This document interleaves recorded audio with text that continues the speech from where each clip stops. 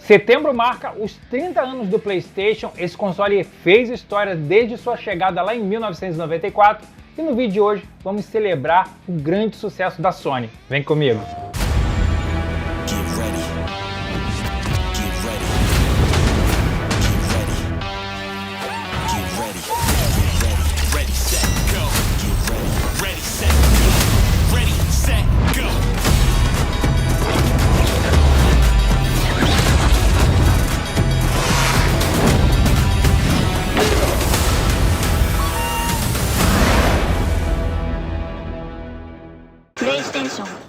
Caros amigos, sejam bem-vindos a mais um programa do Games em Debate. Eu sou o André Vandoni e hoje, como eu falei no início, especial para a gente celebrar os 30 anos da marca PlayStation, que fez história no mercado de videogame, trazendo muitos consoles marcantes, jogos especiais, novas IPs. Nossa, é indiscutível a presença da Sony, como ela transformou o mercado de videogame nesses últimos 30 anos. Mas esse setembro parece que não está saindo muito como os planejados pela Sony, porque ao invés de marcar com felicidade e alegria os 30 anos para celebrar o PlayStation, na verdade a gente está vendo muita controvérsia, como foi aquele anúncio ali do PlayStation 5 Pro com preço muito alto, sem acessórios, jogos que realmente não apresentaram o diferencial que vai valer ali os $700, e aqui no Brasil praticamente R$7.000 já vazou aí a ideia de um suposto preço, né, pela loja oficial da Sony na Shopee. Vocês estão vendo aí a tela. E isso a gente vai falar melhor mais pra frente do vídeo. A gente nem digeriu direito essa ideia de ter um PlayStation 5 Pro e a gente já descobre que a Sony já está trabalhando no projeto do PlayStation 6. Em 2022 teve algumas negociações ali com a Intel e a AMD para escolher o chip que ia ser o poderoso do PlayStation 6, só que a Sony estava visando manter a retrocompatibilidade, que eu acho que isso é um ponto que vai continuar fazendo vender a marca. A gente teve um probleminha ali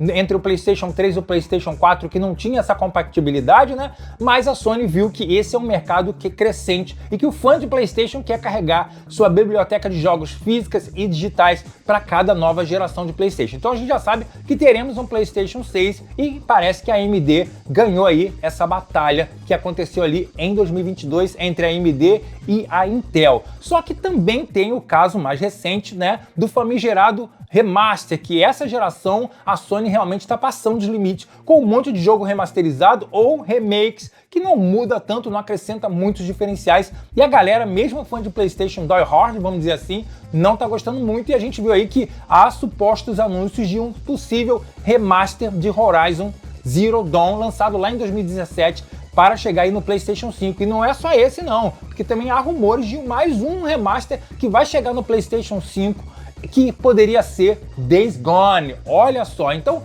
cadê as novas IPs? A gente vai falar um pouquinho mais sobre isso pra frente. Então no vídeo eu vou contar a minha experiência com esses 30 anos do PlayStation e relatar aqui alguns destaques desse cada lançamento dos consoles da Sony. Vamos lá? Galera, que bom que a Sony insistiu em seguir com seu projeto de console PlayStation, mesmo sendo apunhalada pela Nintendo, que cancelou meio que de última hora sua parceria com a Sony em lançar um disc drive para o então Super Nintendo, ou até sendo desacreditada pela Sega em uma tentativa de lançar um console juntas. Ken Kutaragi, o pai do PlayStation, não desistiu do sonho e em 3 de setembro de 1994 chegava no Japão o PlayStation. Um console simples, já usando bem as tecnologias da época e o principal, entregando na mão dos desenvolvedores ferramentas certas para que eles criassem os melhores jogos. E não demorou até vermos grandes nomes da indústria de games da época como Capcom, Square Enix, Konami, Electronic Arts, Namco e outras, criar franquias novas e evoluir franquias icônicas, como foi o caso de Resident Evil pela Capcom,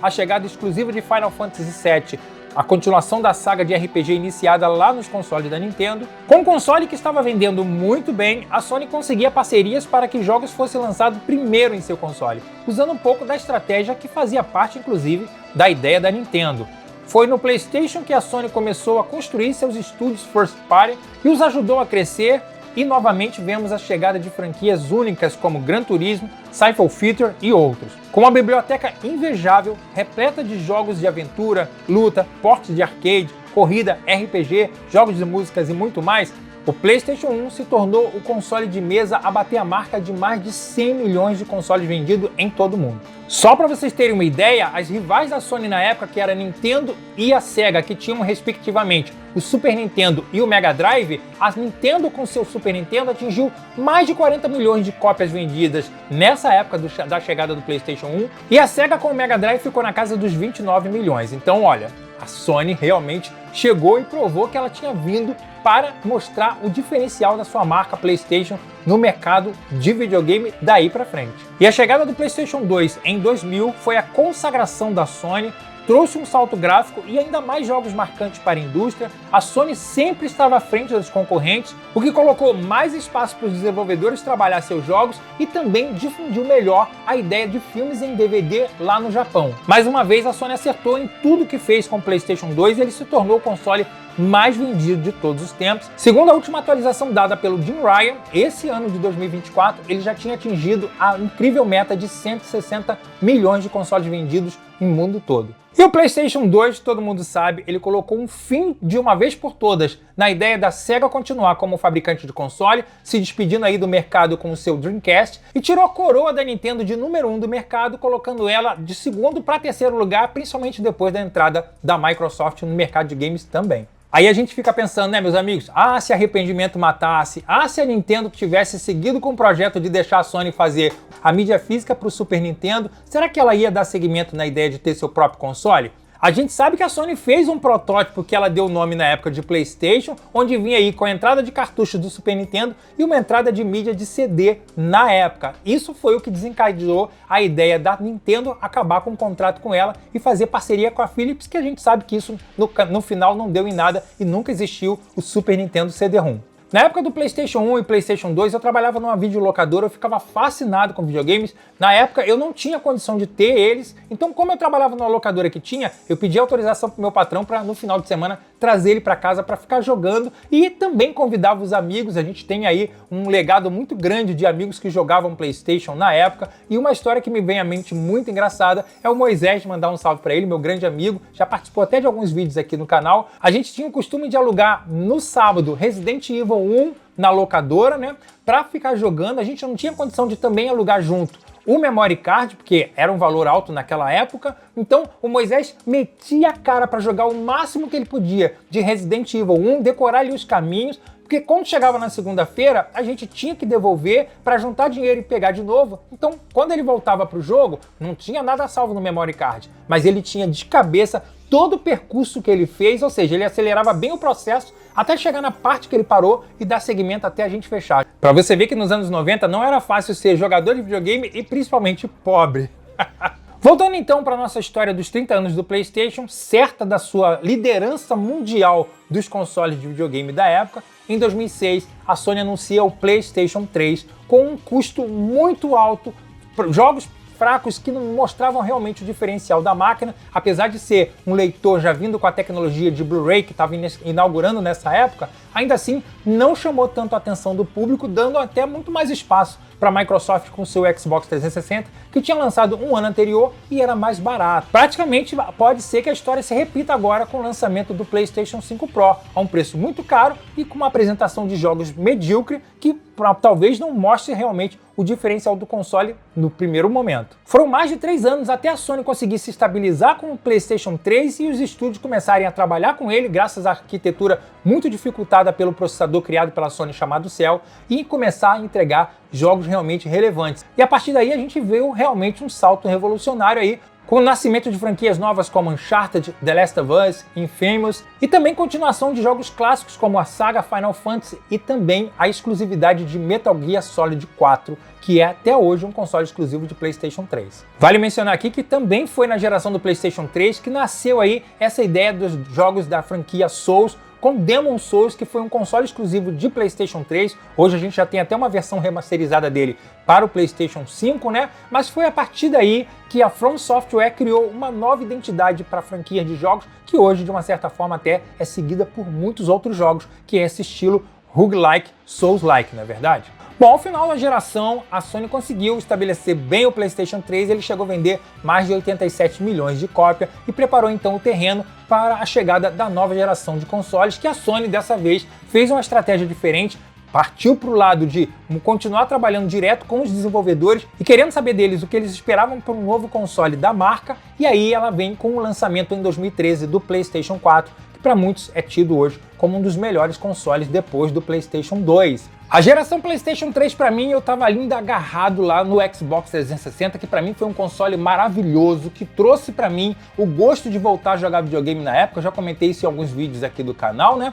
E o PlayStation 3 aqui em casa só chegou quase no final da geração, se eu não me engano, entre 2011 e 2012, quando eu comecei a ter uma oportunidade de comprar esse console, que era muito caro, mas eu já tinha começado ali uma coleção de discos de Blu-ray. Ele era o melhor leitor de Blu-ray, né? Porque era console de videogame, leitor de Blu-ray. Vocês sabem que eu sou tecnológico, gosto de continuar aí experimentando as evoluções de imagem e qualidade de áudio, né? Então eu acabei comprando o PlayStation 3 por essa época e me encantei também com alguns jogos que estavam começando a chegar ali no console, como Uncharted, outros e The Last of Us, que foi realmente o must. Mas na transição do PlayStation 3 para o PlayStation 4, eu acabei ficando com a plataforma Xbox, que na minha opinião teve uma apresentação muito melhor, tinha o Kinect que eu já adorava no Xbox 360 e, claro, os jogos que, na minha opinião, a Microsoft arrebentou, trazendo clássicos como, por exemplo, Killer Instinct, que eu amava na época dos fliperamas e do Super Nintendo. Então, a plataforma Xbox me manteve fiel a ela até 2016. Eu acho que foi um ano de ouro. O PlayStation 4, quando chegou aqui no Brasil, todo mundo acho que esqueceu, né? Mas ele chegou num preço de R$4.000, enquanto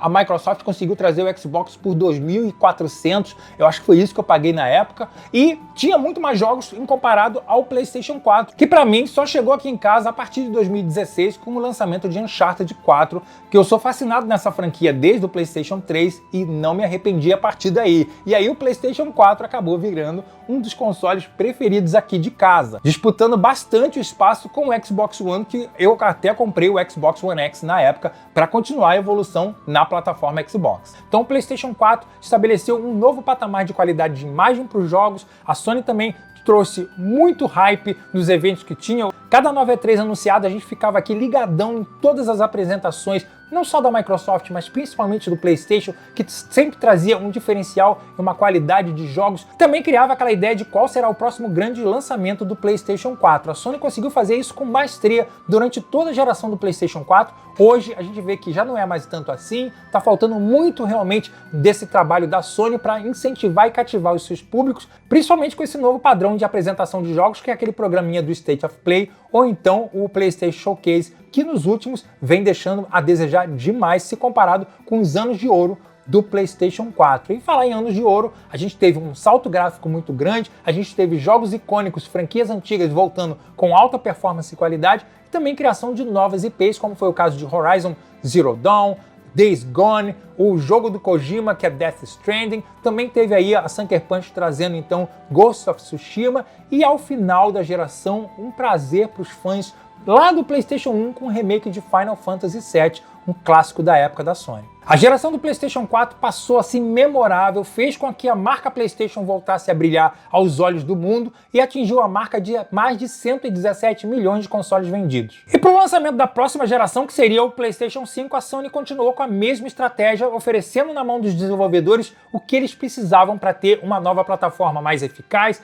mais eficiente, mais poderosa e que tivesse os recursos que eles precisavam, né? E conversando bem com os desenvolvedores, chega então em novembro de 2020 o PlayStation 5 com a proposta de ser um console revolucionário, trazendo muitos dos recursos que as placas de PC já ofereciam, como Ray Tracing, 120 Hz, VRR, agora na plataforma de consoles para os fãs da Sony. E na minha opinião, a Sony lançou muito bem o PlayStation 5 com uma enxurrada de jogos,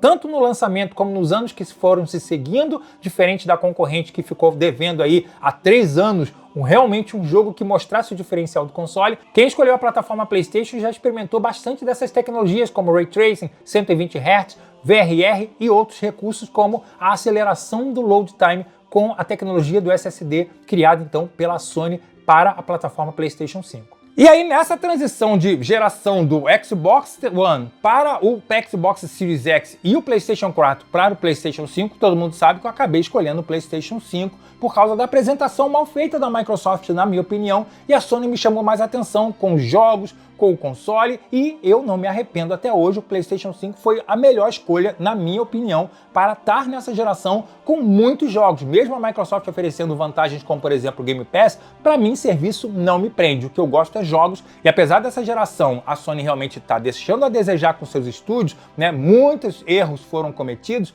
mas na minha opinião, eu tenho muita coisa para jogar, e diferente da geração passada, que eu comprava tudo no Xbox, agora eu compro tudo no PlayStation. Também não podemos esquecer, meus amigos, que a Sony também fez história no mercado de portáteis com o lançamento do seu PSP, que vendeu mais de 74 milhões de cópias, e o seu sucessor PS Vita, que prometeu muito e não entregou nada, acabou não dando muito certo, e a Sony acabou abandonando esse mercado. E ao longo das 5 gerações de consoles, muitos acessórios memoráveis, como a tela de TV para ligar no console PlayStation 1 Slim, o PlayStation Move, o PlayStation VR, controles adaptivos dessa geração, a apresentação da edição especial do PlayStation 5 Pro e do PlayStation 5 Slim em comemoração dos 30 anos do PlayStation, lindas, cheias de acessórios legais, né? Infelizmente vai custar o olho da cara, a gente talvez aqui no Brasil não consiga pegar, principalmente essa do PlayStation 5 Pro, que vai ter só 12.300 unidades numeradas. Então, poxa, isso é um sonho.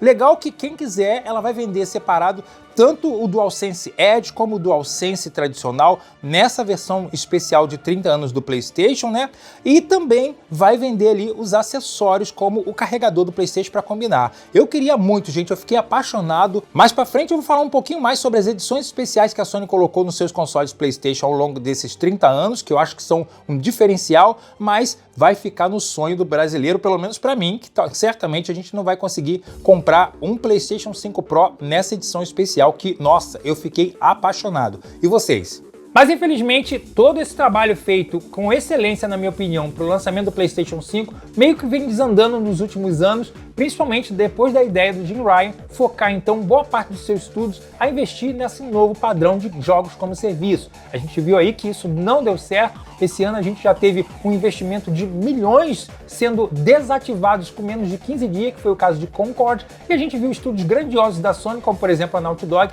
que estava aí há 4 anos trabalhando no modo multiplayer de The Last of Us, uma promessa de ser um jogo aí revolucionário para esse tipo de serviço, mas que acabou sendo cancelado no começo do ano e está arriscado a gente nem ver um novo lançamento de jogo na Naughty Dog no PlayStation 5, porque a gente sabe que essa empresa demanda tempo para trabalhar e entregar franquias memoráveis. Ela tem um projeto de uma nova IP e também teria aí a continuação de The Last of Us Parte 2. Será que a gente vai ver alguma coisa da Naughty Dog nessa geração? Vale lembrar, meus amigos, que a história PlayStation e esses 30 anos de sucesso foram baseados nos jogos single players, focado na história, focado em criar personagens icônicos, jogos esses que tem um fator replay muito grande, e mesmo quando a Sony inventa de fazer remake ou remaster, continua vendendo e atraindo um público novo para a plataforma PlayStation. Outro ponto também que desapontou muitos fãs da marca é a Sony tomar a decisão de começar a lançar alguns de seus exclusivos na plataforma PC. Segundo Jim Ryan e a nova equipe de administração do conglomerado Sony PlayStation, né,